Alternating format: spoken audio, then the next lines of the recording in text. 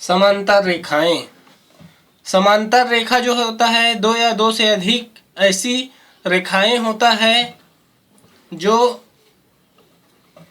एक साथ इसी तरीके से आगे बढ़ता है और उसका कोई भी जगह को नापने पर, जैसे कि यहाँ और यहाँ से स्टार्ट होता है, तो किसी भी समान दूरी से, मान लीजिए यहाँ पर है 2 सेंटीमीटर, यहाँ 2 सेंटीमीटर, चाहे हम इसको नापे चाहे इसको नापे, चाहे यहाँ आगे 4 सेंटीमीटर में दोनों का नापे या 6 सेंटीमीटर, जहाँ पर भी हम नापेंगे इसका दूरी बराबर होगा। जैसे यहाँ मान लेते हैं 1.5 सेंटीमीटर दूरी है तो इसका भी होगा 1.5 सेंटीमीटर, इसका भी होगा 1.5 सेंटीमीटर, इसका भी 1.5 सेंटीमीटर होगा। इस तरीके से समांतर रेखा वो रेखा है जिसके बीच लंब खींचने पर, कहीं पर भी लंब खींचे तो वो लंब की लंबाई हमेशा समान होगा। यहाँ पर हम 2 से अधिक समांतर रेखा भी खींच सकते हैं। किसी भी समांतर रेखा में यदि लंब खींचना है तो वहाँ पर हम अपने प्रकार की सहायता से मान लेते हैं, एक बिंदु पहले बना लेते हैं, अपने पेन की सहायता से यहाँ बना लेते हैं। और अब यदि हमको ये एल रेखा हो गया, ये एम हो गया, अब एल पर यदि हमको इसके लंब को जोड़ना है बिंदु पी से होते हुए, तो हम पी पर अपना प्रकार रखेंगे और ऊपर इस तरीके से चाप काटेंगे। अब चाप दो जो है एल रेखा को 2 बिंदुओं पर काटता है, यहाँ और यहाँ। अब वहाँ से हम ऊपर की ओर, ऊपर हमारे यहाँ जगह नहीं है अभी, फिर भी इस तरीके से अगर हम काटे तो हमको एक बिंदु प्राप्त होता है। यदि स्केल की सहायता से उस बिंदु को, उसको हम एक्स नाम दे सकते हैं, कोई भी नाम दे सकते हैं। एक्स बिंदु को पी बिंदु से यदि हम मिलाते हैं तो एक लंब प्राप्त होता है जो एल रेखा को यहाँ पर काटता है। इसको हम वाई नाम दे सकते हैं। अब वाई से पी एक लंब है और इसका दूरी उतना ही होगा जितना हम अन्य जगह में लंब इस समांतर रेखा एल और एम के बीच में खींचते जाएंगे। तो इस तरीके से लंब दूसरा भी खींच सकते हैं और दूसरा का मान नाप के हम तुलना कर सकते हैं कि एक समांतर रेखा के बीच में खींचा गया लंब हमेशा बराबर होता है। अब यदि हमसे कहा जाए कि 3 सेंटीमीटर की दूरी में एक समांतर रेखा खींचिए, तो सबसे पहले हम एक रेखाखंड खींच लेते हैं जिसको एल रेखाखंड नाम देते हैं। अब यहाँ पर कोई भी एक बिंदु मान लेते हैं, यहाँ बिंदु मान लेते हैं, उसका नाम दे देते हैं पी। अब पी बिंदु से होते हुए एक लंब खींचेंगे और उस लंब की सहायता से हम एक समांतर रेखा 3 सेंटीमीटर का प्राप्त करेंगे। सबसे पहले हम प्रकार की सहायता से पी बिंदु पर को केंद्र मानकर इस तरीके से अर्धवृत्त का एक चाप काटेंगे। अब इसको थोड़ा सा छोटा करेंगे ऐसा।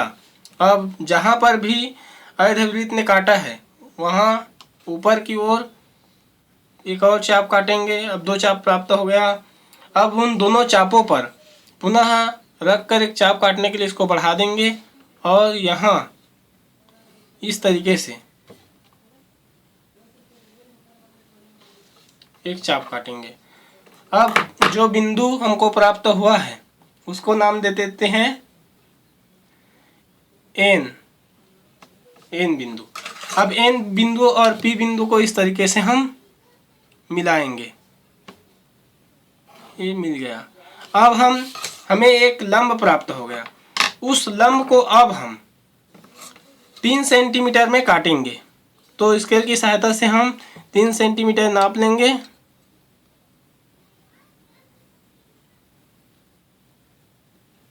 ये 3 सेंटीमीटर नाप लिए। अब इस लंब को चाप काट देंगे 3 सेंटीमीटर। अब हमको एक बिंदु प्राप्त हो गया 3 सेंटीमीटर का। अब उस बिंदु को हम नाम दे देते हैं एम। अब एम बिंदु को केंद्र मानते हुए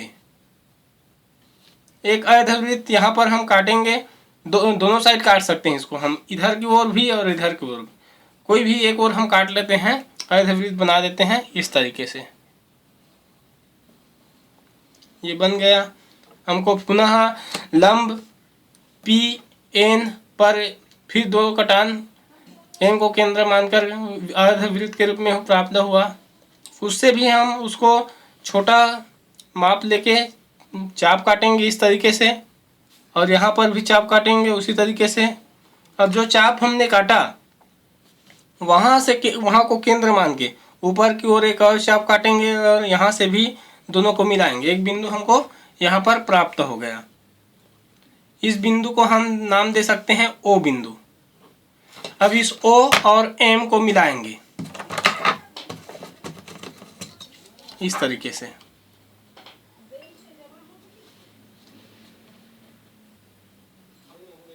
अब इस रेखा को एम से हम आगे बढ़ा देंगे यहाँ तक।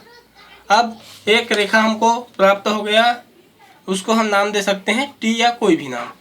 अब टी और एल रेखाखंड दोनों समांतर रेखा कहलाएगा, क्योंकि इसको अब हम कहीं से भी नापेंगे तो पी एम की दूरी के बराबर ही मान निकलेगा।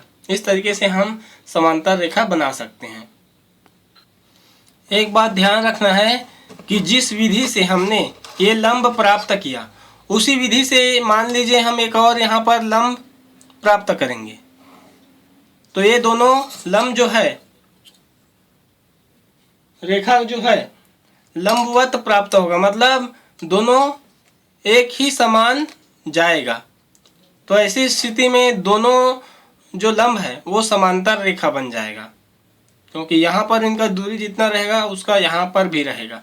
तो इस प्रकार से लंब खींचा गया लंब को यदि हम एक ही विधि से प्राप्त करेंगे तो यहाँ का कोण और यहाँ का कोण, यहाँ और यहाँ का कोण बराबर होगा और ये दोनों रेखाएं समांतर रेखाएं होंगे। अब हम पढ़ते हैं एक ही रेखा के समांतर खींची गई रेखाखंड परस्पर भी समांतर होती हैं। मतलब मान लीजिए इस एन से एम समांतर रेखा, ये हमको पता है, और एन से एल भी एक समांतर रेखा है, ये भी पता है, परंतु एम और एल ये समांतर रेखा है या नहीं है ये पता नहीं है। तो ये इसका नियम है कि यदि एन और एम समांतर है और एन और एल समांतर है तो निश्चित तौर पे एम और एल समांतर रेखा ही होगा। जैसे कि मान लेते हैं एम और एन की दूरी हमको कहीं पर भी नापे पता है कि 2 सेंटीमीटर होगा, और एन और एल इसकी दूरी भी पता है, कहीं पर भी नापे 4 सेंटीमीटर होगा। तो स्पष्ट है कि अगर यहाँ से यहाँ तक 2 सेंटीमीटर, यहाँ से यहाँ तक 4 सेंटीमीटर है तो यहाँ से यहाँ 2 सेंटीमीटर ही होगा, कहीं पर भी हम नाप ले। तो ये हमेशा यदि एक किसी भी रेखा के साथ कोई जितने भी रेखाखंड है सभी समांतर हैं तो आपस में वे परस्पर भी सभी समांतर ही होंगे। अब मान लेते हैं एक तिर्यक रेखा हम इस समांतर रेखा पर खींच देते हैं इस तरीके से, इसका नाम दे देते हैं टी। अब टी के जितने भी संगत कोण हैं, चाहे ये है और ये है, चाहे इसका दूरी कितना भी रहे, 2 सेंटीमीटर 3 4 5 जितना भी रहे, ये जो कोण बनेगा वो हमेशा सभी समान ही रहेगा। मान लीजिए ये है अगर 70 अंश तो सभी 70 अंश ही होगा। अगर ये मान लीजिए 120 अंश है तो सभी के सभी तीनों 120 अंश ही होगा। इस तरीके से इस प्रकार के समांतर रेखाओं में खींचा गया तिर्यक रेखा के जितने भी कोण हैं वे परस्पर समान ही होते हैं, चाहे समांतर रेखाओं के बीच की दूरी अलग अलग हो चाहे बराबर हो। अब हम बात करेंगे अंतःखंड का। अंतःखंड हम मान लेते हैं 2 हमारे पास रेखाखंड है, इस तरीके के 2 रेखाखंड है। ये चाहे समांतर हो चाहे समांतर ना हो वो अलग चीज़ है। जैसे एल और एम 2 समांतर रेखाखंड है। अब 2 रेखाखंड में हम एक तिर्यक रेखा खींच देते हैं और उसको नाम दे देते हैं एन तिर्यक रेखा। अब ये जहाँ पर भी एल और एम रेखा को काटा है उसको नाम दे देते हैं ए और बी। तो ये ए से बी की दूरी यही इस रेखा का अंतः खंड कहलाता है। यही अंतः खंड है ए से बी की दूरी। यहाँ पर दो रेखा के अलावा और ज़्यादा भी हो सकता है, जैसे यहाँ पर हम खींच सकते हैं इस तरीके से और नाम दे सकते हैं ओ। तो यहाँ पर ए बी से आगे बढ़ाकर सी नाम दे सकते हैं। तो दो अंतः खंड हो गया, इसमें ए से बी एक हो गया और बी से सी दो। तो यहाँ पर ए बी हो गया अंतः खंड और बी सी अंतः खंड हो गया। इस प्रकार कई अंतः खंड हमको प्राप्त हो सकता है। अब यदि हमारे पास समांतर रेखा है और उस पर दो तिर्यक रेखा खींचा गया है, मान लेते हैं ये एक हो गया, इसका नाम दे देते हैं ये टी, और एक और इस तरीके से खींच देते हैं और इसका नाम दे देते हैं हम एस। अब यहाँ पर हम तुलना करेंगे। ये जो है टी तिर्यक रेखा जो है एल एम एन को तीन जगह से काटा है, ए बी और सी। एस ने भी तीन जगह में काटा है, एक्स वाई और जेड। अब मान लेते हैं ए से बी की दूरी को नापते हैं और बटे करके बी से सी अंतःखंड को नापते हैं। तो ये हमेशा ही इसका जितना भी अनुपात होगा बराबर होगा, एक्स से वाई को नापेंगे और वाई से जेड को नापेंगे। तो इस तरीके से अगर समांतर रेखा है हमारे पास और वहाँ पर कोई भी एक तिर्यक रेखा हम खींच देंगे तो उसका जो अनुपात निकलेगा, हम वहाँ उसी रेखाखंड में समांतर रेखा में कितने भी क्यों ना तिर्यक रेखा इस तरीके से हम खींचते जाए और वहाँ अंतःखंड का माप को ज्ञात करें तो उसका अनुपात सभी का बिल्कुल निश्चित होगा। चाहे हम कैसे भी तिर्यक रेखा खींचते जाएं, अनुपात निश्चित तौर पे बराबर ही होता जाएगा। चाहे हम उसको सीधा खींचे, चाहे इतना तिरछा क्यों ना कर दें, पर उसका अनुपात हमेशा, अंतःखंडों का अनुपात हमेशा बराबर ही होगा। ये क्योंकि समांतर रेखा है, क्योंकि यहाँ पर 2 सेंटीमीटर होगा तो यहाँ पर भी 2 सेंटीमीटर होगा, तो ये दोनों 2-2 सेंटीमीटर होगा। अब ये तिरछा खींचा हुआ तिर्यक रेखा है तो इसका 2.3 यदि होगा तो इसका भी 2.3। ज़्यादा तिरछा करेंगे 2.5 हो जाएगा, तो नीचे भी 2.5। मतलब तीनों रेखाएं यदि समांतर है, मतलब एल एम की दूरी जितना है एम एन की दूरी उतना ही है, तो हमेशा ऊपर और नीचे वाला अंतःखंड चाहे तिर्यक रेखा कितना भी तिरछा हो या सीधा हो हमेशा बराबर ही होगा। इसमें हम अनुपात को नहीं देखेंगे।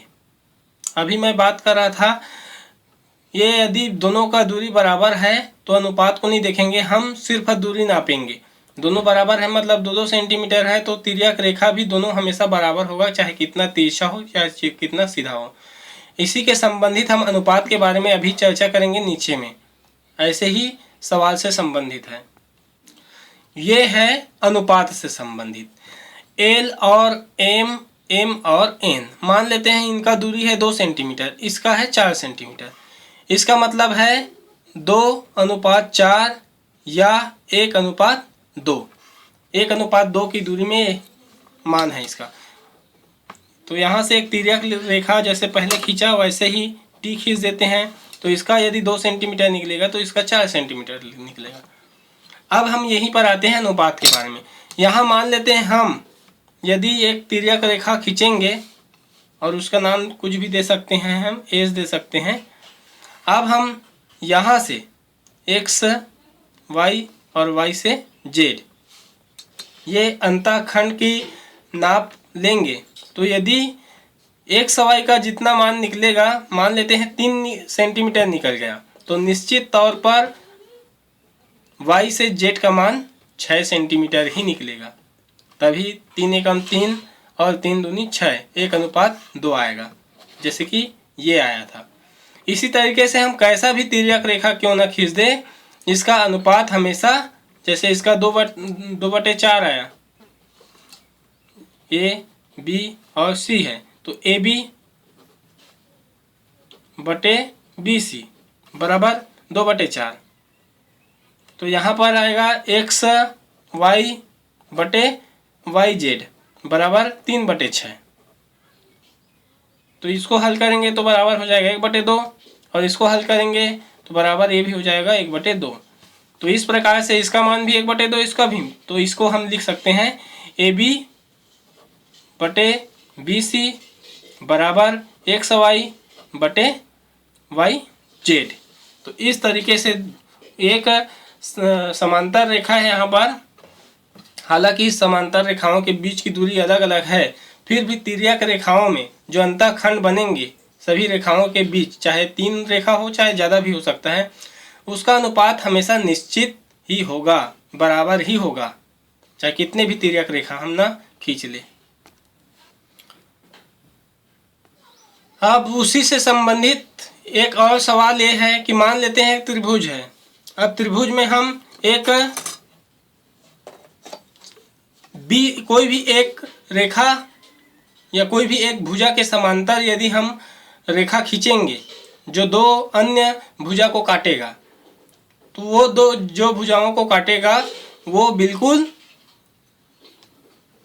निश्चित अनुपात में काटेगा, जैसे कि तिर्यक रेखाओं ने 3 समांतर रेखाओं को काटा था। मान लेते हैं यहाँ पर इस तरीके से हम जानते हैं कि कैसे समांतर रेखा खींचा जाता है। यदि उसी विधि से ऐसा खींचेंगे, काटेंगे, लंब खींचकर जो विधि है उसी विधि से समांतर रेखा एक निश्चित दूरी पर बनाएंगे, तो मान लेते हैं एक सवाई समांतर रेखा हमको प्राप्त हो गया BC का।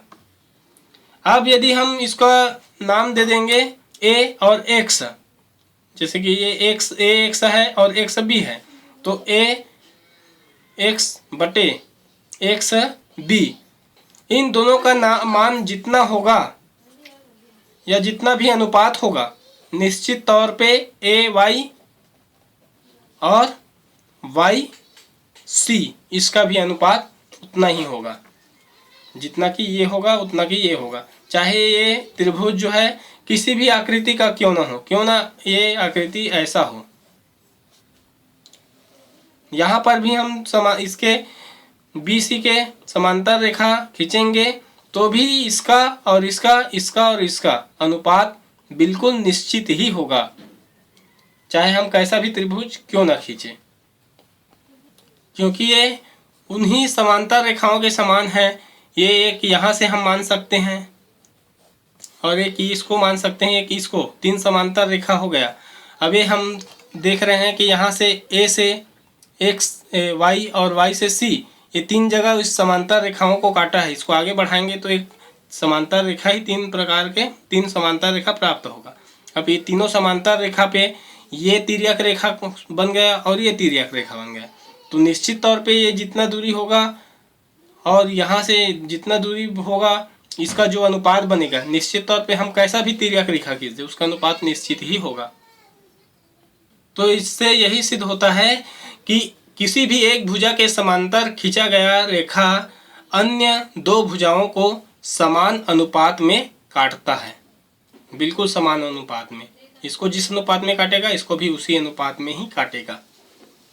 इसमें साथ ही एक और बात ध्यान रखना है कि इस त्रिभुज में पहले समांतर रेखा खींचने के पहले यहाँ मान लो 80 अंश का कोण बनता था, तो निश्चित तौर पर समांतर रेखा खींचने के बाद उसका भी 80 अंश का ही कोण बनेगा। यहाँ मान लो 70 अंश का कोण बना हुआ था, तो यहाँ समांतर रेखा खींचने पर 70 अंश का ही कोण बनेगा।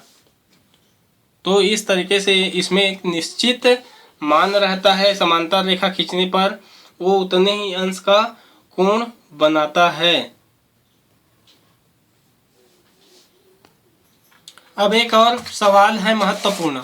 मान लेते हैं हम एक त्रिभुज बनाते हैं इस तरीके से। ये हो गया एक त्रिभुज। इसका नाम दे देते हैं ए, बी और सी। अब यदि हम ए बी रेखाखंड मान लेते हैं इसको और ए सी रेखाखंड, इन दोनों को बीच से काटते हैं, जैसे कि हम प्रकार की सहायता से इसको आसानी से काट सकते हैं। प्रकार की सहायता से हम इस प्रकार काटते हैं इसको। ऐसा चाप काटेंगे, उसी तरीके से इधर भी चाप काटेंगे। बी को केंद्र मान के भी उसी चाप में काटेंगे इस तरीके से। दो बिंदु हमको प्राप्त हो गया, 1 और 2। इन दोनों बिंदुओं को यदि हम मिलाएंगे तो ए बी रेखा बिल्कुल दो भाग में बराबर बढ़ जाएगा, कट जाएगा। उसी तरीके से ए और सी को भी केंद्र मानते हुए हम आसानी से ऊपर और नीचे की ओर चाप काटेंगे।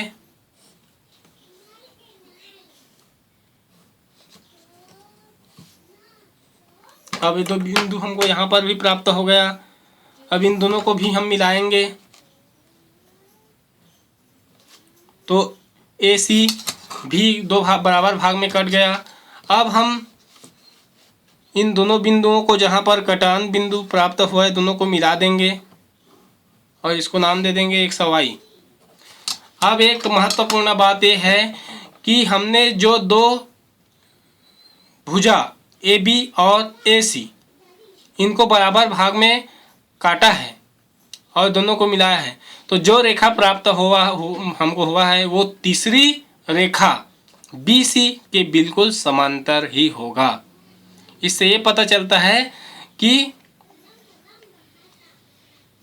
क्योंकि यदि बीचों बीच काटे हैं तो समान अनुपात में कटा है दोनों, तो समान अनुपात में कटा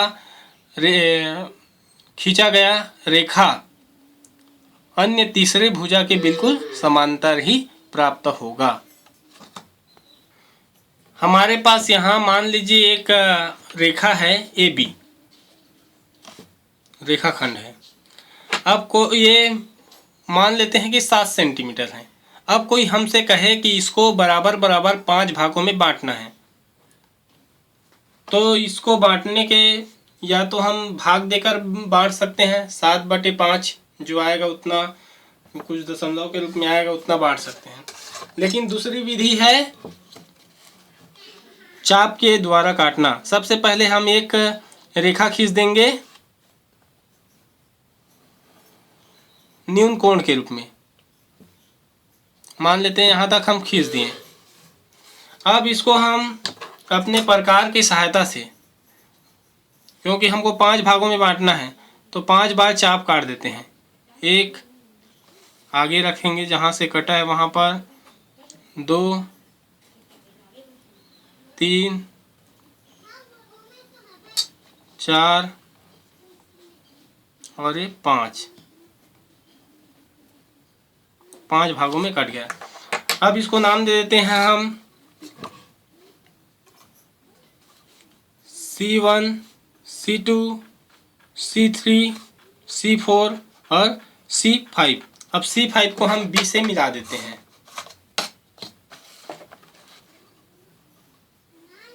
इस तरीके से अब हम इस C5B इस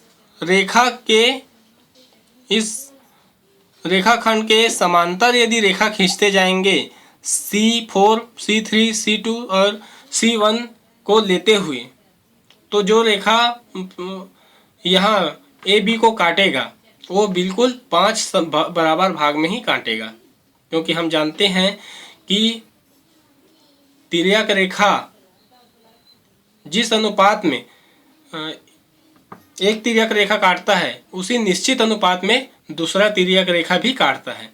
तो ये तिर्यक रेखा यदि 5 समान भागों में काट रहा है तो उतने ही दूरी पर एक कैसा भी तिर्यक रेखा क्यों ना खींचे बराबर दूरी पर ही काटेगा, तो 5 बराबर भाग में काटेगा। तो 7 सेंटीमीटर को 5 बराबर भाग में हम प्राप्त कर लेंगे। अब यहाँ पर हम कैसे इसको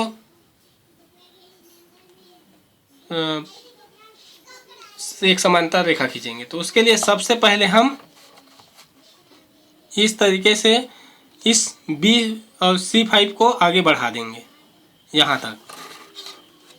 अब हम C को केंद्र मानते हुए C4 को केंद्र मानते हुए ऐसा C5 और B पर एक अर्धवृत्त या वृत्त के आकार कुछ चाप काटेंगे जो दो जगह में काटेगा इसको। एक यहाँ हो गया और एक यहाँ पर हो गया।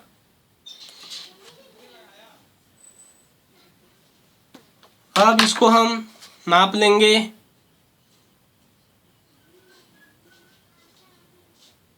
इस तरीके से अब जितना दूरी पर हमको प्राप्त हुआ वहाँ से हम एक कहीं पर भी बिंदु लेके उसका दूरी का चाप काटेंगे इस तरीके से। अब जैसे कि यहाँ हमको ये प्राप्त हुआ था, तो ये बराबर जितना दूरी होगा उतने पहले नाप लेते हैं। अब यहाँ से हम चाप काटेंगे और यहाँ से चाप काटेंगे। अब ये जहाँ जितना दूरी प्राप्त हुआ है निश्चित तौर पे ये भी उतना ही दूरी था, तो इन दोनों को यदि हम मिलाएंगे ऐसा, तो एक हमको इसका समांतर रेखा C5B का समांतर रेखा ये प्राप्त हो गया। उसी विधि से हम आगे बढ़ते हुए जाएंगे तो सभी ये रेखा प्राप्त हो जाएगा। और 1 2 3 4 5 ये पांचों भागों पर यहाँ पर D1 B1 B2 B3 B4 और B इतना प्राप्त हो जाएगा। तो ये जितने भी कटान बिंदु है ये सभी 5 बराबर भागों में बटा हुआ है, क्योंकि ये बराबर भाग में बटा हुआ था।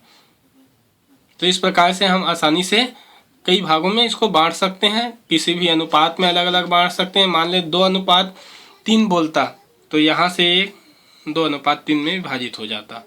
वैसे ही कई प्रकार के हम बांट सकते हैं। इसका एक दूसरा विधि भी है। मान लेते हैं रेखाखंड AB है। अब हम न्यून कोण बना देते हैं ऊपर की ओर।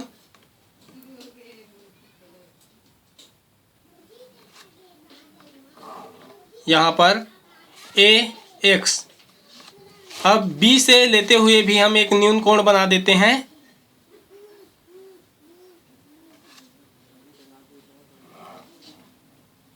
BZ। अब हमको सवाल ये पूछा गया था कि A से B तक हमको 4 बराबर भागों में बांटना है, या उससे ज़्यादा भी हो सकता है। मान लेते हैं 4 ही ले लेते हैं। तो हम सबसे पहले क्या करेंगे, प्रकार की सहायता से रेखा AX को बराबर 4 भागों में बांटेंगे। 1 2 3 और 4। इसको नाम दे सकते हैं, हम कुछ भी नाम दे सकते हैं। L1 L2 L3 L4। अब इसी तरीके से यहाँ से भी हम उसी माप जिस नाप से काटे थे उसी नाप से यहाँ पर भी काटेंगे। 1 2 3 और ये 4। इसको हम नाम दे सकते हैं अलग अलग, M1 M2 M3 और M4। अब हम क्या करेंगे, B को L4 से मिलाएंगे। तो इस तरीके से हम इसको मिला देते हैं B और L4 को। अब हम इधर A को M4 से मिला देते हैं, इसको भी मिला दिए। और बाकी जितने कटान हैं उसके लगातार जो कटान सामने में हैं उन सभी को मिला देते हैं इस तरीके से।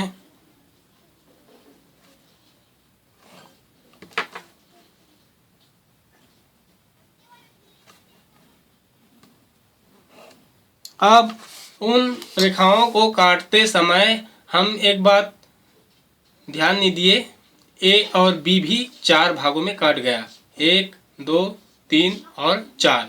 और ये चारों भाग बिल्कुल बराबर होगा, क्योंकि ये सभी समांतर रेखा खींच गया है। और इसके 3 तिर्यक रेखा हो गए, 1 2 और 3। और हम जानते हैं कि ये और ये तिर्यक रेखा बिल्कुल 4 बराबर भाग में कटा था। तो अगर ये दोनों अनुपात निश्चित है तो इसका भी अनुपात बराबर निश्चित ही होगा। तो इस तरीके से हम किसी भी रेखा को बराबर भागों में आसानी से बांट सकते हैं।